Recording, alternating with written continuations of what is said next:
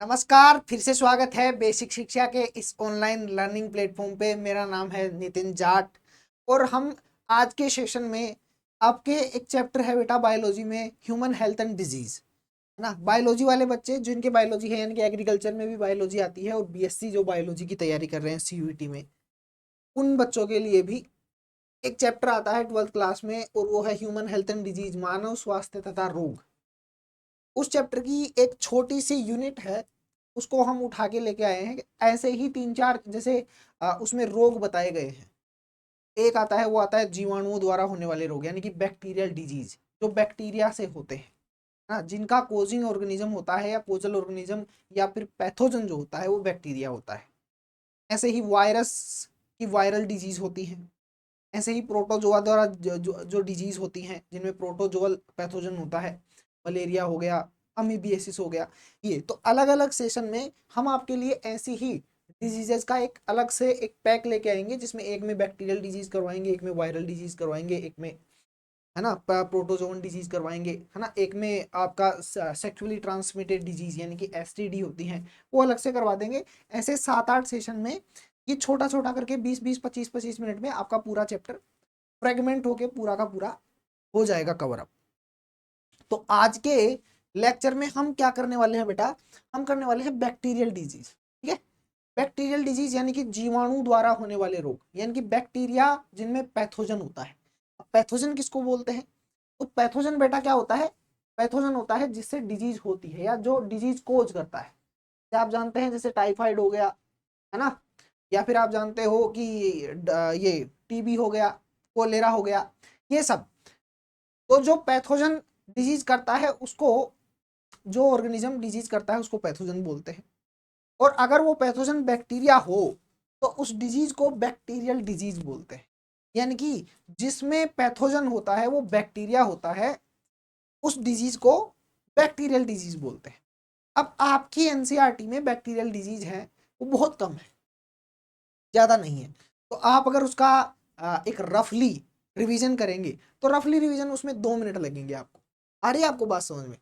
तो उसमें हमने 2-4 डिजीजेज और जोड़ी हैं, जो कि आपकी किताब में कहीं ना कहीं बिखरी पड़ी रहती हैं, है ना। जैसे आपका एचआईवी जब पढ़ाते हैं, है ना, तो एचआईवी में कुछ अवसरवादी संक्रमण आते हैं, अपॉर्चुनिटिस्टिक इन्फेक्शंस होते हैं लास्ट में, जब एचआईवी का उष्मायन काल पूरा हो जाता है। यानी कि जब एचआईवी एड्स में एचआईवी वायरस होता है, वो पूरी तरीके से हमारी बॉडी में संक्रमण कर देता है, तब हमारी बॉडी में बहुत सारे संक्रमण होते हैं।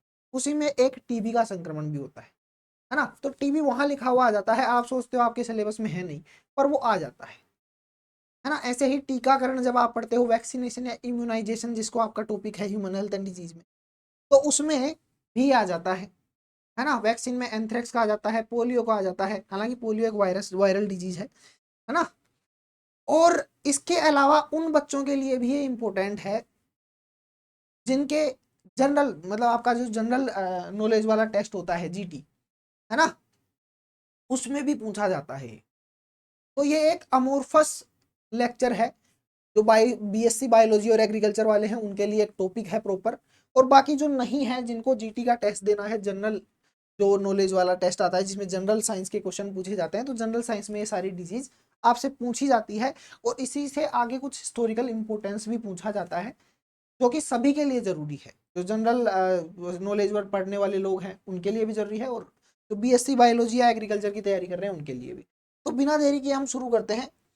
देखिए, पहला है बैक्टीरियल डिजीज में, हम यहाँ से शुरू कर लेते हैं, टाइफॉइड से, है ना। इम्पोर्टेंट नेम है, आपकी एनसीईआरटी में भी दिया हुआ है, और प्लस जो जीटी वाले बच्चे हैं उनके लिए भी जरूरी है। तो बेटा टाइफॉइड जो होता है उसका कोजल ऑर्गेनिज्म जो होता है वो होता है साल्मोनेला टाइफी। ध्यान रखिए, सुनिए, साल्मोनेला टाइफी, है ना। तो साल्मोनेला टाइफी, अब देखिए, इंग्लिश मीडियम वाले बच्चे हैं वो लिख के सुन लीजिए, लिख के सॉरी सुन के लिख लीजिए, और जो हिंदी वाले हैं वो देख के लिख लीजिए।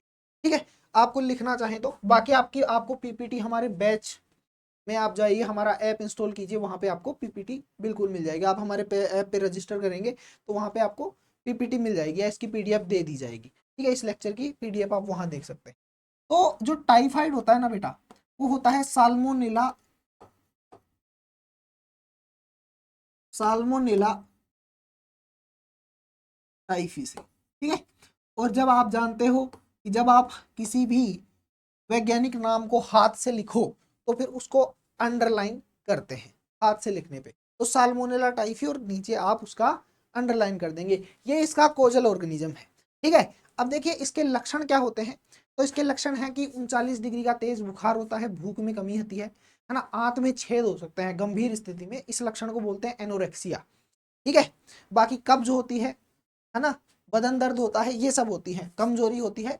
और इसका एक फेमस टेस्ट है जो कि बायोलॉजी वाले बच्चों को तो बिल्कुल याद रखना चाहिए, क्योंकि हर साल अल्टरनेट रूप में पूछा जाता है, अगर इस साल नहीं पूछा गया तो अगले साल पूछा जाएगा।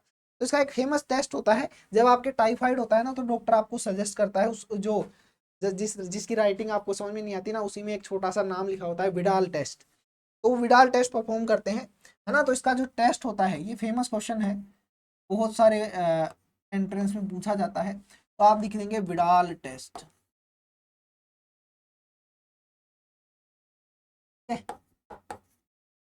विडाल टेस्ट होता है, ठीक है। ये बहुत फेमस है, आपको ध्यान रखना है, ओके, समझ में आ गई बात। और जो टाइफाइड होता है ना, जैसे गंभीर स्थिति में पहुंच जाए तो आदमी की मृत्यु हो सकती है, लेकिन कई बार ये गंभीर स्थिति में ना पहुंच के कई बार उम्र भर चलता रहता है, आदमी को पता ही नहीं चलता, उसका बॉडी थोड़ा गर्म रहता है लगातार कॉन्स्टेंटली, लेकिन उसको पता नहीं चलता कि उसको टाइफाइड है, क्योंकि सीवियर कैरेक्टर कभी आते नहीं है, गंभीर लक्षण उसकी बॉडी में प्रकट नहीं होते, और उसकी वजह से उसको कभी लगता नहीं है कि मेरे टाइफाइड है, लेकिन वो हमेशा कैरियर का काम करता है ना। ये एक संक्रामक डिजीज है, ये लगभग सभी डिजीज है वो संक्रामक डिजीज है, एक आदमी से दूसरे आदमी में फैलती है। एक फेमस एग्जाम्पल है इसका मैरी मेलोन, एक लेडीज थी मैरी मेलोन, जो कि ढाबे पे काम किया करती थी, उसके टाइफाइड था लेकिन वो इतना सीवियर नहीं था, तो वो ढाबे पे काम किया करती थी, बर्तन वगैरह धोती थी, खाना पकड़ाती थी। तो उसने क्या किया कि उसने लगभग 15-20 साल तक जिन बर्तनों को धोती थी उसमें साल्मोनेला टाइफाइड लग जाता था, फिर जिसको खाना पकड़ाया उसके टाइफाइड हो जाता था। तो इस मैरी मेलोन जो लेडी थी उसने उन्होंने लगभग 15-20 साल तक उन्होंने टाइफाइड के लिए वाहक का काम किया, मतलब एक आदमी से दूसरे आदमी में टाइफाइड पहुंचाने का काम किया, ठीक है। तो मैरी मेलोन आप हिस्टोरिकल एग्जाम्पल है इसका। उसके बाद में अपन चलते हैं एंटी क्लॉकवाइज ही चल लेते हैं। लेप्रोसी, लेप्रोसी होता है वो होता है बेटा लेप्री की वजह से, है ना, ध्यान रखिए माइकोबैक्टीरियम लेप्री होता है ना। इसमें क्या होता है कि सफेद सफेद धब्बे आने लगते हैं, वो नहीं जो आप सोच रहे हो। कई बार क्या होता है मौसम परिवर्तन के टाइम पे लोगों की ये जो ऊपर वाली चमड़ी होती है वो उतरने लगती है, सफेद सफेद धब्बे बन के, वो नहीं, उसमें अंगुलियां गलने लगती हैं, लेप्रोसिस होता है ना उसमें अंगुलियां गलने लग जाती है, आ रही बात समझ में।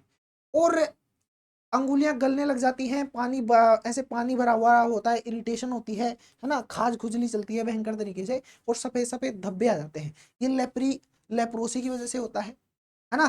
प्लेग आप जानते हो, प्लेग होता है यारसिनिया पेस्टिस की वजह से, ध्यान रखिए, है ना, यारसिनिया पेस्टिस की वजह से होता है प्लेग, ये फेमस है इसलिए लिखा रहा हूं मैं, यारसिनिया पेस्टिस,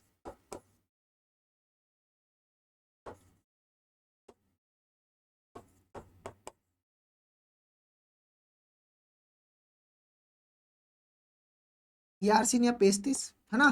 प्लेग आप जानते हो महामारी है, इसको काली मौत बोलते हैं, है ना, प्लेग को काली मौत बोलते हैं। ये क्या करते हैं बेटा, प्लेग का जो युद्ध होते थे पुराने टाइम पे, प्रथम विश्व युद्ध और बहुत सारे महामारी थी, तो इसका यूज लिया जाता था आर्मी के द्वारा, कैसे, इसका वाहक होता है बेटा चूहा, देखिए जैसे यहाँ पे मैरी मेलोन थी, वैसे इसका वाहक होता है ना वो चूहा होता है ना, चूहा। चूहा क्या करता है, इस डिजीज को एक जगह से दूसरी जगह पहुंचाता है, ठीक है। तो क्या करते थे आर्मी वाले लोग, जैसे मान लीजिए कि लड़ाई होने वाली है, तो उससे पहले वो क्या करते थे, बहुत सारे चूहे पकड़ लेते थे जिनके अंदर प्लेग है, यानी कि जिसके अंदर प्लेग का बैक्टीरिया है, आ रही बात समझ में। और फिर बहुत सारे चूहे पकड़ के लाते थे, और जहां पे आर्मी के कैंप होते थे ना, जहां पे यानी कि आर्मी ठहरी हुई है, उसके 500-600 मीटर पहले छोड़ देते थे, उन चूहों को खुला छोड़ देते थे। अब वो जाते थे, वो चूहे जाते थे, और वो चूहे पूरे आर्मी के कैंप में फैल जाते थे, है ना। और वहां पे जो भी खाना वगैरह है उन सबको वो संक्रमित कर देते थे, किससे, यानी कि खाना वगैरह खाते थे, तो उसी टाइम पे ये जो यारसिनिया पेस्टिस है ये उस खाने में आ जाया करता था, और उस खाने में ये आता था, उसके बाद में आर्मी खाना खाती थी, आर्मी खाना खाती थी तो डिजीज हो जाती थी और उससे मरते थे आदमी, सड़ सड़ के गल गल के मरते थे, है ना। इसको काली मौत बोलते हैं। आ रही बात समझ में? प्लेग को काली मौत इसलिए बोलते हैं कि आदमी कुछ नहीं कर पाता, सूज जाता है, पूरी बॉडी फूल जाती है ना, और ऐसे फूट के मरता है आदमी पूरा का। ठीक है, तो ये बहुत मतलब दुनिया में अगर बायोलॉजिकल वार, जिसको आप बायो वार बोलते हो आजकल, है ना, जैसे कोरोना है ना, ऐसे ही बोलते हैं कि पूरे देश हैं जो वायरस बनाते हैं दूसरे वायरस पे, जैसे चाइना ने भारत में या फिर पूरी दुनिया में छोड़ा, ऐसा ये कोरोना की थ्योरी बोलती है। जो कि पता नहीं सच है या गलत है, पर प्रमाण उसकी तरफ इशारा करते हैं। वैसे ही बायोलॉजिकल वार का सबसे पुराना एग्जाम्पल है ना, वो यही मिलता है, यार्सिनिया पेस्टिस का, प्लेग। ठीक है, उसके बाद में आता है, वो आता है टिटेनस। टिटेनस आपको पता है ना, टिटेनस किसकी वजह से होता है आपको पता है ना, आपको पता है क्लोस्ट्रीडियम टिटेनी की वजह से होता है, ध्यान रखिएगा, है ना। टिटेनस के कैरेक्टर ऐसे हैं कि जैसे कई बार आपको बोलते हैं कि लोहे से कट गए आप, तो आपको टिटेनस के इंजेक्शन लगाए जाते हैं, है ना। वो इसलिए लगाए जाते हैं कि जो टिटेनस है, जो टिटेनस कोजिंग बैक्टीरिया है, टिटेनस का जो बैक्टीरिया डिजीज करता है टिटेनी, वो टिटेनी होता है ना, वो एक ferris ferris sorry ferrous ferrous ferrous, है ना। आयरन की दो फॉर्म होती हैं आपको पता है, Fe+, Fe2+, Fe2+ और Fe3+, है ना, फेरस और फेरिक। तो ये दो कंडीशन ऑक्सीडेशन स्टेट होती हैं आयरन की, उनको ये उपभोग करता है, यानी कि ये वहां पाया जाता है जहां पे आयरन होता है ना। तो जब आपको कट लगता है तब संभावना बहुत ज्यादा ऐसी हो जाती है कि आपके अंदर ये बैक्टीरिया चलाया गया होगा टिटेनी, और ये टिटेनस आपको कर सकता है। ठीक है, आगे बात समझ में, है ना। और टिटेनस होने के बाद में आदमी के बचने के चांस बहुत कम होते हैं।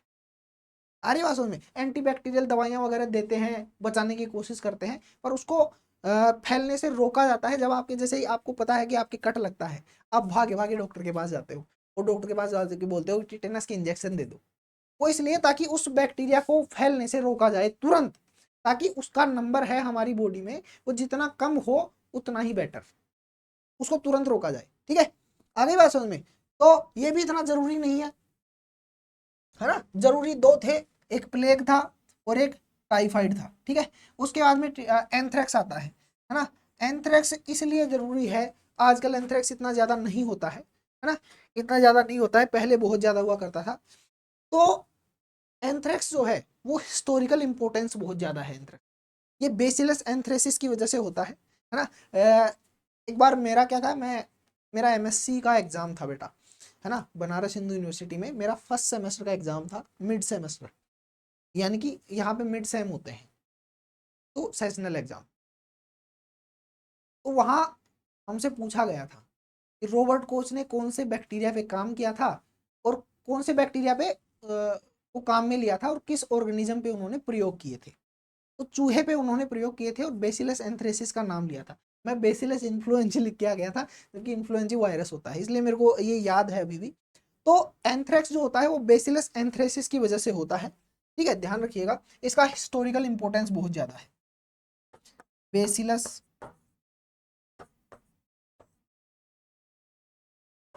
एंथ्रेसिस इसकी वजह से होता है। और जब रॉबर्ट कोच, आपको पता है बैक्टीरियोलॉजी के पिताजी बोला जाता है इनको, है ना, जीवाणु विज्ञान के पिताजी रॉबर्ट कोच, अभी आएंगे आगे, उन्होंने टीका बनाया था, है ना। तो वो एंथ्रेक्स का टीका बनाया था, और उन्होंने बहुत काम किया था, है ना। कोच पास्टुलेट नाम से एक फेमस थ्योरी है, 1882 के समथिंग, 1882 के टाइम पे, यार उसी टाइम पे लगभग आई हुई है, 1880 के आसपास। उसमें उन्होंने बताया था कि कैसे पता करें कि कौन सा ऑर्गेनिज्म है वो डिजीज कर रहा है, यानी कि कौन सा ऑर्गेनिज्म रोग कर रहा है आपके, ये कैसे पता करें। तो उन्होंने 5 पॉइंट दिए थे, है ना। अब 5 पॉइंट थोड़े से कॉम्प्लेक्स हो जाएंगे, आपके कोच पास्टुलेट है नहीं, है ना, कोच की अवधारणाएं है नहीं, लेकिन जैसे कोई भी रोग होता है, कोई भी रोग होता है, जैसे कोरोना हुआ या कोई भी रोग होता है, तो उसका रोगाणु का सबसे पहले पता करने के लिए ये कोच के पास्टुलेट 5 फॉलो किए जाते हैं। इसके बेसिस पे इनको फॉलो करके एक्सपेरिमेंट किया जाता है, और फिर पता लगाया जाता है कि इसका डिजीज कोजल ऑर्गेनिज्म है क्या, यानी कि क्या कर रहा है। सबसे पहले उसमें बोलते हैं कि जो डिजीज्ड पर्सन है यानी कि जिसके रोग हो रहा है, रोगी व्यक्ति है, तो उससे आप जीवाणु को अलग करो या फिर जो भी पैथोजन है उसको अलग करो, है ना। उसको पैथोजन को अलग करके उसको कल्चर करवाओ यानी कि लेबोरेटरी में उसको बढ़ाओ, उसके नंबर बढ़ाओ, ठीक है। आ गई बात समझ में। और फिर उसको किसी स्वस्थ व्यक्ति में इंजेक्ट करो या स्वस्थ शरीर में, बॉडी में, जैसे चूहे की बॉडी में कर लिया तो चूहे की बॉडी में डालो, और फिर देखो कि वही लक्षण आने चाहिए जो रोगी व्यक्ति में आ रहे हैं, है ना, या रोगी शरीर में आ रहे हैं, रोग जिसके अंदर रोग हो रहा है सबसे पहले जिससे आइसोलेट किया था, है ना। आ रही बात समझ में। वो लक्षण दोनों सेम होने चाहिए, फिर उस रोगी व्यक्ति से भी आइसोलेट करो, और फिर देखो कि जो रोगी ऑर्गेनिज्म में जिसमें आपने रोगी किया है, जिस ऑर्गेनिज्म को बाहर से डाल के रोगी किया है, उससे भी बाहर निकालो उसको, और फिर सबसे पहले जो बाहर निकाला था उसको और अब बाहर निकाला है उसको मैच करो, है ना। तो ये बहुत कॉम्प्लेक्स है, आपके लेवल के लिए बहुत कॉम्प्लेक्स है, वरना आसानी हो जाता है। ये जो कोच पास्टुलेट है वो इसके बेसिस पे दी गई थी, हिस्टोरिकल फिनोमिना है, ऐतिहासिक अवधारणा है, आज भी यूज ली जाती है एग्जैक्टली वैसे के वैसे, है ना। उसके बाद में ट्यूबरक्लोसिस, ट्यूबरक्लोसिस को टीबी भी बोल देते हैं, है ना। ये माइकोबैक्टीरियम ट्यूबरक्लोसिस की वजह से होती है बेटा, माइकोबैक्टीरियम ट्यूबरक्लोसिस की वजह से, माइकोबैक्टीरियम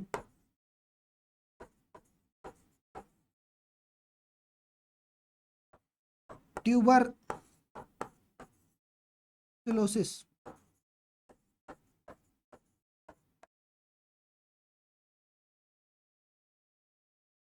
माइकोबैक्टीरियम ट्यूबरक्लोसिस की वजह से होती है टीबी, ठीक है।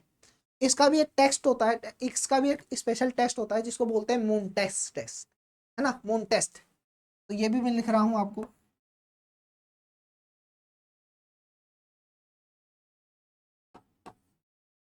मोन्टेक्स टेस्ट, ये भी इसका फेमस टेस्ट है, ये आपको नाम पता होना चाहिए कि इसका टेस्ट होता है मोन्टेस टेस्ट, ठीक है। आप जानते हो कि इसमें क्या होता है, रोगी व्यक्ति को सांस लेने में दिक्कत होती है, गड़गड़ाहट होती है ना, रात के समय में बुखार होने लगती है, भयंकर तरीके से दर्द होने लगता है, सीने में दर्द होने लगता है ना। और जो HIV एड्स वगैरह के मरीज होते हैं ना, अब देखो जैसे एड्स की आप सब जानते हो, एड्स की फुल फॉर्म क्या होती है, एक्वायर्ड इम्यूनो डिफिशियंसी सिंड्रोम, है ना। जो एस होता है ना वो सिंड्रोम से, विकार से लिया जाता है, यानी कि एड्स कोई रोग नहीं है, ये रोगों का समूह है, एक से ज्यादा रोग हो जाते हैं, है ना। जब HIV का संक्रमण होता है तब हमारे शरीर में हर एक रोग होने लग जाता है, जुकाम, बुखार, मलेरिया, टीबी, कैंसर सब होने लग जाते हैं। तो एड्स का मरीज होता है ना वो HIV वायरस की वजह से नहीं मरता है, वो हर एक रोग होने लग जाता है, हमारा शरीर रोगों का अजायब घर बन जाता है ना। अब उस पर चला जाऊंगा तो पूरा लेक्चर लगेगा, है ना। जो कि अगर बायोलॉजी के बच्चे हैं तो हमारे ह्यूमन हेल्थ एंड डिजीज हो चुका है वरदान बैच में, और अभी आगे आने वाले बैचों में भी बिल्कुल होगा, उसमें एक क्लास ली जाती है पूरी की पूरी एड्स पे, है ना। तो उसमें अच्छे से बताया जाता है, आप वहाँ पे एनरोल कर सकते हैं।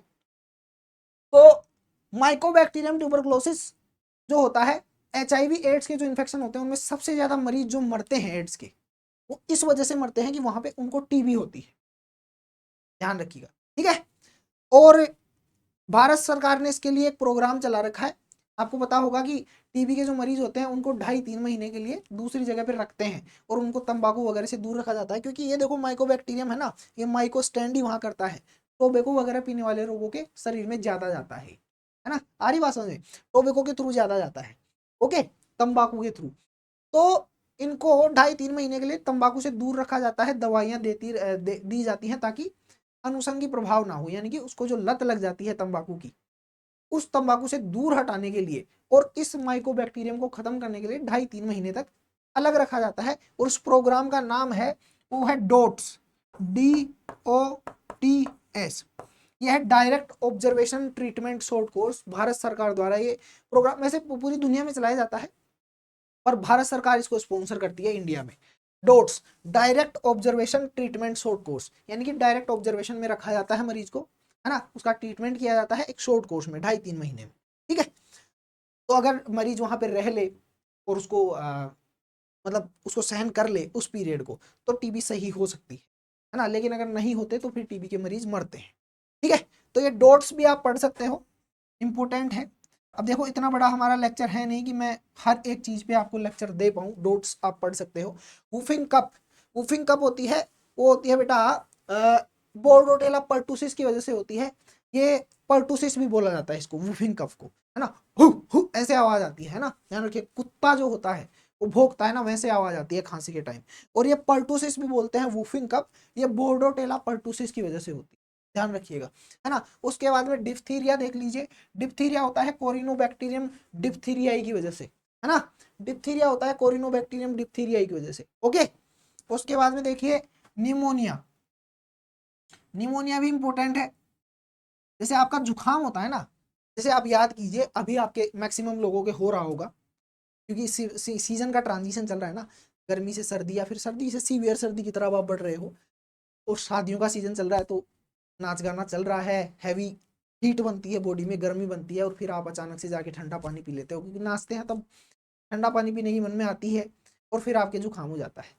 तो बेटा जुकाम अगर आपको याद है थोड़ा बहुत, तो आपके जब जुकाम हुई थी तब आपके क्या होता है बेटा, गले गले में दर्द होता है, आपका नाक होता है वो बहता है, रुझ जाता है, सांस नहीं ली जाती। लेकिन गले के नीचे क्या होता है वो सिस्टम आपको पता नहीं है, क्योंकि कुछ होता ही नहीं है। गले के ऊपर वाला पूरा सिस्टम खराब होता है, श्वसन तंत्र का, हमारे कंठ का जो है, लैरिंग्स जो है, उसके ऊपर वाला पार्ट होता है वो प्रभावित होता है, उससे नीचे कुछ नहीं होता, है ना। निमोनिया है वो जुकाम की तरह ही है, लेकिन ये ऊपर वाले पार्ट को प्रभावित नहीं करती, ये नीचे वाले पार्ट को प्रभावित करती है, लैरिंग से नीचे। अब देखिए ये एक डायग्राम बना रहा हूं आपके फेफड़ों का,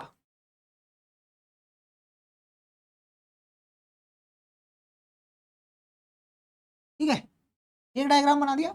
इसमें यहाँ पे कुपिकाएं होती है, आपको पता है, मैं एक कुपिका बना रहा हूँ बस, है ना, ऐसे स्ट्रक्चर होती नहीं है, पर मैं आपको अध्ययन की सरलता के लिए एक कुपिका बना रहा हूँ, है ना। इस एक कुपिका को मैं बड़ा करता हूँ यहाँ पे, ठीक है। तो यहाँ पे ये कुपिका ऐसे है, ठीक है, और यहाँ पे कोई ब्लड वेसल बह रही है, यानी कि खून की जो नलिका है वो बह रही है, रक्त की नलिका है वो बह रही है ना। तो कुपिका से ऑक्सीजन हमारे शरीर में प्रवेश करती है, जब आप सांस लेते हो तब कुपिका में ऑक्सीजन हम बाहर से भरते हैं, वो ऑक्सीजन यहाँ से सरल विसरण द्वारा यहाँ पहुंच जाती है। सरल विसरण मतलब जैसे अगरबत्ती की धुआं है, आप यहाँ लगाते हो अगरबत्ती और गेट की तरफ सूंघने चले जाते हो, क्योंकि पदार्थ अपनी उच्च सांद्रता से कम सांद्रता की ओर गति करते हैं, ऐसे ही गैस भी करती है। तो ऑक्सीजन की सांद्रता फेफड़ों में ज्यादा होती है खून से, इसलिए खून में चला जाता है ऑक्सीजन, और CO2 हमारे खून में ज्यादा होती है, इसलिए CO2 फेफड़ों में चली जाती है, और आप सांस बाहर लेते हो।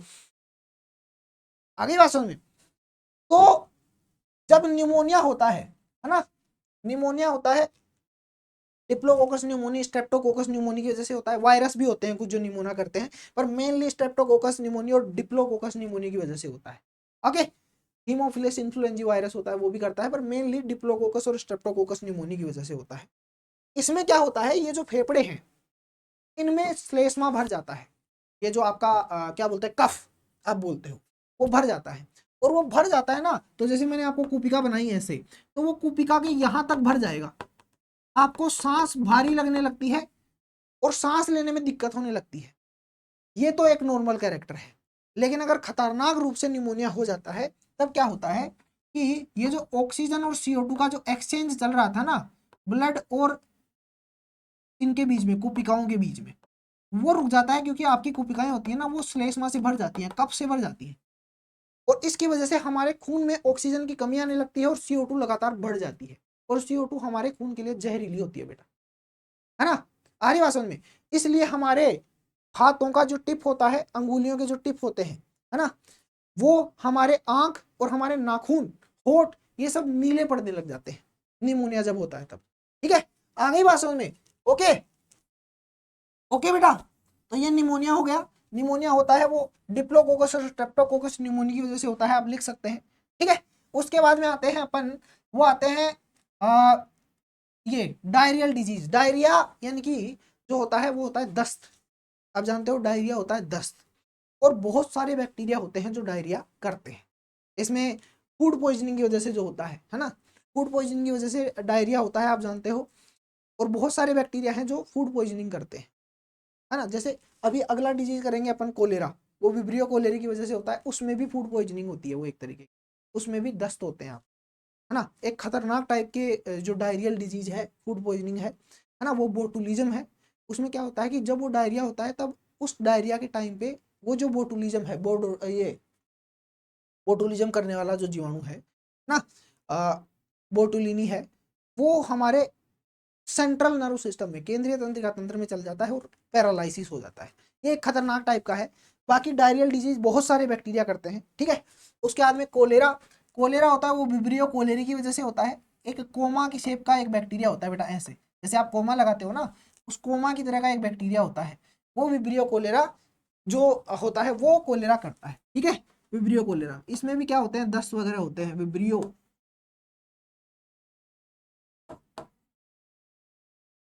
कोलेरी, इसकी वजह से होता है, ठीक है। बाकी बैक्टीरिया हमारे बहुत काम के भी होते हैं, जैसे दही आप जानते हो लैक्टोबैसिलस बैक्टीरिया की वजह से होता है। जो आप जानते हो ये आपकी गट में इकोलाई वगैरह होते हैं आपकी आंत में, जो बहुत हेल्पफुल होते हैं, है ना। आप मेथेन उत्पन्न करने वाले बैक्टीरिया को जानते हैं, जिसे गोबर गैस बनाते हैं, है ना। तो बैक्टीरिया हमारे बहुत काम के भी होते हैं, ज्यादातर काम के होते हैं। जैसे बैक्टीरिया अगर ना हो तो आप जो कचरे के ढेर होते हो, कचरे के ढेर होते हैं वो डिकम्पोज हो जाते हैं, अपघटित हो जाते हैं, उनको कौन डिकम्पोज करता है, बैक्टीरिया ही करते हैं, है ना। मैं आपको बताता हूँ कि जब दुनिया में कोई प्रॉब्लम आती है, कोई भी प्रॉब्लम आती है, तो आखिरी सॉल्यूशन, पहले हम बहुत सारी चीजें देखते हैं, मशीन बना लें, है ना, पोल्यूशन कम करने के लिए, कचरा कम फैलाने के लिए, ये सब वो सब, लेकिन आखिरी में जवाब होता है ना, वो आखिरी में इन्हीं से ढूंढा जाता है, बैक्टीरिया से ही ढूंढा जाता है, आखिरी में सब इनके पास आते हैं, है ना। ठीक है, तो ये आपका बैक्टीरियल डिजीज होगी। अब इसका थोड़ा सा हिस्टोरिकल इंपोर्टेंस देख लेते हैं। हिस्टोरिकल इंपोर्टेंस में देखिए, पहला आता है रॉबर्ट कोच, है ना। रॉबर्ट कोच को फादर ऑफ माइक्रोबायोलॉजी बोलते हैं, सूक्ष्म विज्ञान के, सॉरी सूक्ष्म जीव विज्ञान के पिताजी है रॉबर्ट कोच, ये है रॉबर्ट कोच, है ना। इन्होंने एंथ्रेक्स पे काम किया था बहुत ज्यादा, बेसिलस एंथ्रेसिस पे, है ना, चूहे को काम में लिया था इन्होंने। और इन्होंने ट्यूबरक्लोसिस का, यानी कि टीबी है, उसका टीका भी दिया था, ध्यान रखिएगा, है ना, ट्यूबरक्लोसिस का टीका या वैक्सीन भी दिया था। उन्होंने इन्होंने बहुत सारे काम किए थे बेटा, ठीक है। इन्होंने कल्चर मीडिया प्रिपरेशन बताए थे। कल्चर मीडिया मतलब जैसे आप लैब में आजकल देखते हो कि बैक्टीरिया को ग्रोथ करवाते हैं, यानी कि बैक्टीरिया को रख देते हैं एक प्लेट के ऊपर, फिर बैक्टीरिया होते हैं वो गुणन करते हैं, यानी कि अपनी पीढ़ी को आगे बढ़ाते हैं, तो फिर आप उसमें कोई भी पदार्थ है वो बना पाते हो। तो वो कल्चर मीडिया वगैरह है, प्योर कल्चर दिया था एक बैक्टीरिया को प्राप्त करने के लिए। अब देखिए बैक्टीरिया, जैसे एक मिट्टी का आप इतना सा वो पैकेट लोगे, उसमें बिलियंस ऑफ बैक्टीरिया होते हैं, अरबों बैक्टीरिया होते हैं, उनमें से एक बैक्टीरिया कैसे अलग करें, ये रॉबर्ट कोच जी ने बताया था, ठीक है।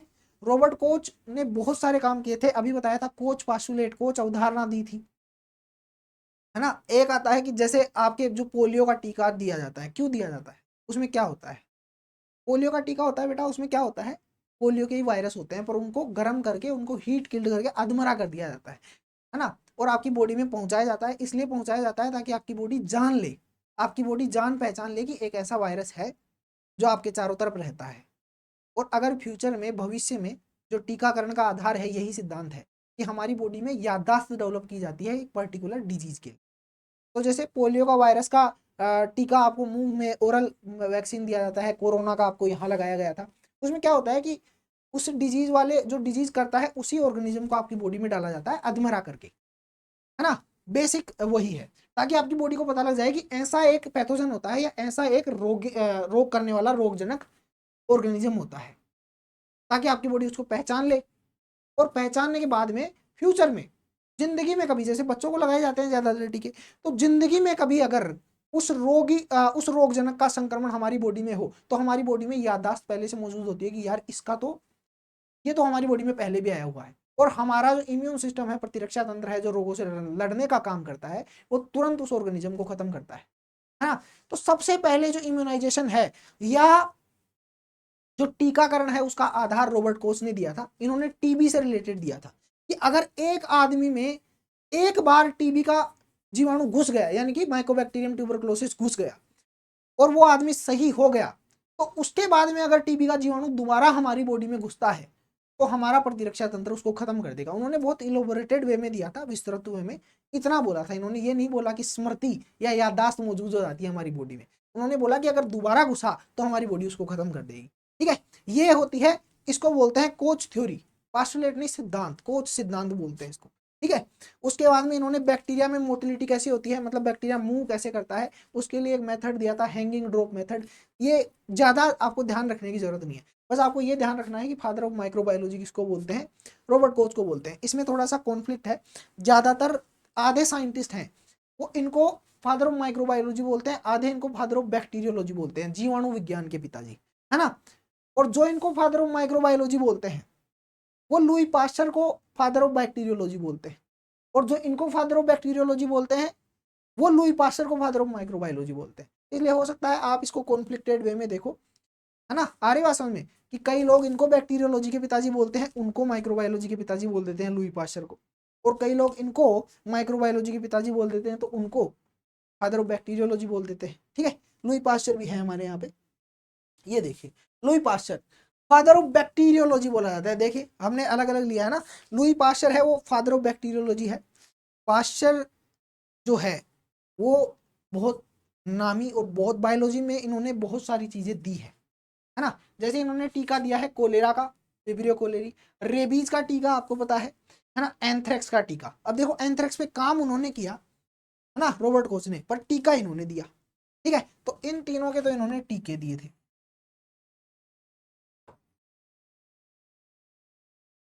ठीक है, बाकी पाश्चर ने क्या किया था, पाश्चरीकरण। आप दूध को, आप आज पैकेट वाला दूध लेके आ जाते हो मार्केट से, वो कहाँ से आता है, वो यहीं से आता है। इन्होंने पाश्चराइजेशन दिया था, है ना, पाश्चरीकरण।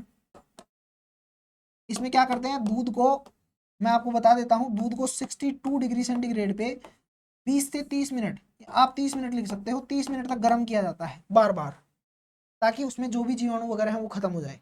ठीक है, पाश्चरीकरण दिया था। उसके बाद में इन्होंने अवायवीय जो बैक्टीरिया होते हैं जो जो ऑक्सीजन की उपस्थिति में, सांस सॉरी ऑक्सीजन की अनुपस्थिति में भी जिंदा रह सकते हैं, वो बैक्टीरिया वगैरह थे, उनकी डिस्कवरी की थी, है ना। इन्होंने क्या किया था, और इन्होंने किया था बेटा स्टरलाइजेशन टेक्निक्स, है ना, यानी कि किसी कल्चर में कोई बैक्टीरिया कल्चर है तो उसमें दूसरा कोई खरपतवार ना पनपे, खरपतवार मतलब वीड वाला बैक्टीरिया ना पनपे, है ना, उसको खत्म करने के लिए इन्होंने स्टरलाइजेशन टेक्निक दी थी। इसके बाद में आप जानते हो इन्होंने क्या किया था, इन्होंने जो कोच पास्टुलेट थे, सॉरी जर्म थ्योरी थी, उसको भी इन्होंने स्थापित किया था, है ना। बहुत सारे काम थे पाश्चर के, बहुत सारे काम थे, है ना। इन्होंने बोला था कि ये जो सिल्क वर्म डिजीज है वो प्रोटोजोआ से होती है। अब ये इतनी बड़ी डिस्कवरी है, इससे पहले माना जाता था, है ना। 1835 में एक साइंटिस्ट थे, उन्होंने बोला था कि सिल्क वर्म डिजीज होती है वो फंजाई के द्वारा होती है, यानी कि कवक द्वारा होती है। 1865 में उन्होंने बोला कि नहीं भैया प्रोटोजोआ द्वारा, और इनका स्ट्रेचर इतना बड़ा था कि लोग पूछते थे इनको। आज भी पाश्चर इंस्टीट्यूट है ना, दुनिया के किसी कोने में, शायद फ्रांस में है पाश्चर। तो इनको फादर ऑफ बैक्टीरियोलॉजी बोला जाता है। ठीक है, ये सब उनके लिए जो जीटी की तैयारी करते हैं उनके लिए है, बैक्टीरिया से रिलेटेड साइंटिस्ट हैं दो। ठीक है, तो आज के लिए इतना ही करते हैं। नेक्स्ट में आपका हो सकता है वायरस वाला डिजीज लेके आ जाए, या फिर मलेरिया, और ये आपका अमीबियासिस जो प्रोटोजोआ द्वारा होता है वो रोग लेके आ जाए। ठीक है, तो मिलते हैं नेक्स्ट क्लास में जब कभी भी होगी। तो आपको कैसा लगा ये सेशन वो भी बता दीजिएगा। आपको बायोलॉजी से रिलेटेड जो भी लेक्चर चाहिए, जो भी छोटा मोटा ज्ञान चाहिए, जो भी जो आपको लगे कि ये आपके लिए इम्पोर्टेंट है, और जो आपको ज्ञान जो आपको जानने की ज़रूरत है, वो आप कमेंट सेक्शन में कमेंट कर सकते हैं, है ना। और आपको ये कैसा लगा वो भी बता दीजिए, है ना, कि ये सेशन अच्छा लगा या बुरा लगा। थैंक यू क्लास लेने के लिए। जिंदा रहे तो फिर मिलेंगे, तब तक के लिए जय हिंद जय भारत।